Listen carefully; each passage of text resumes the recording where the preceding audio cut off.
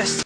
Hey guys, welcome back to my channel. Here it's Lavender here. Today I decided to do another history, video. I already have done a history video on my channel before.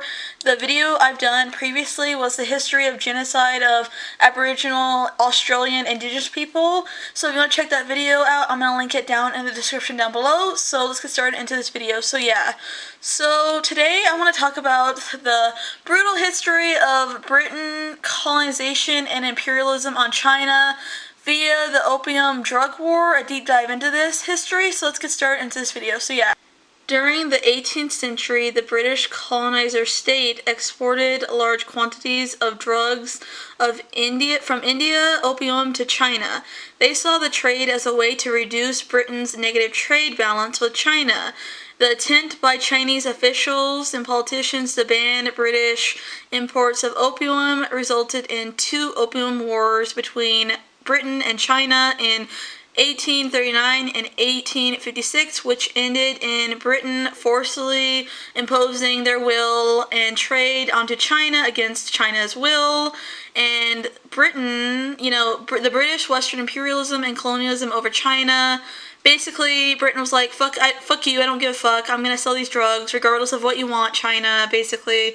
The Chinese government had to stand by as the British imperialist country full of colonizers continued to increase their opium sales to people and the workers that lived in China. Britain didn't care about the bad effects that these drugs had on the people as a whole of China. The drug opium has a very harmful and violent effect of the people who use it. They become addicted and willing to do anything to get their fix, whether that is robbery or prostitution, etc. Anything to get that drug fix. In the long run, it eventually kills the drug user themselves. In China, from its toxic drugs that they were trying to sell, they only cared about colonization, capitalism, imperialism, profits, because that's all, capitalism cares about is, profits. British colonizers made huge profits by trading opium grown in India for Chinese tea, which was very popular in Britain, the country itself. Many Chinese people became addicted to opium.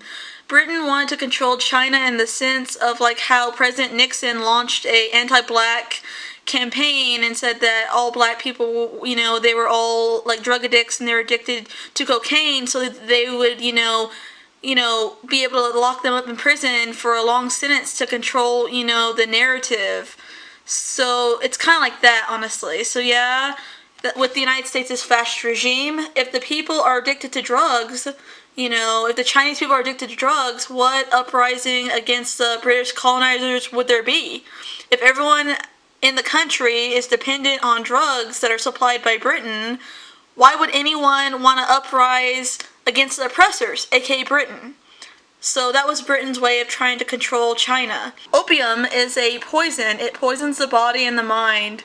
That is why China has such harsh punishments against anyone, that supplies it, like drug traffickers, because the Western imperialists are just waiting, to swoop in, for example, the United States or Britain, like the opportunist vultures that they are, to overthrow China and take the resources, because drugs weaken the country as a whole. Everyone's addicted and dependent on toxic ass drugs, and why would there be an uprising against the oppressors if they're addicted to drugs? Later, China became the main producer of this drug, and later, after the Second World War, the Chinese government launched a massive anti-drug campaign. The government arrested more than 80,000 drug traffickers and sent 30,000 to prison, held public trials, etc. So that's basically the history of why, China is so anti-drug, because think of it, if everyone is addicted, then Western imperialists are just sitting like vultures. They're gonna, take advantage of the country, and try to control them and take their resources. So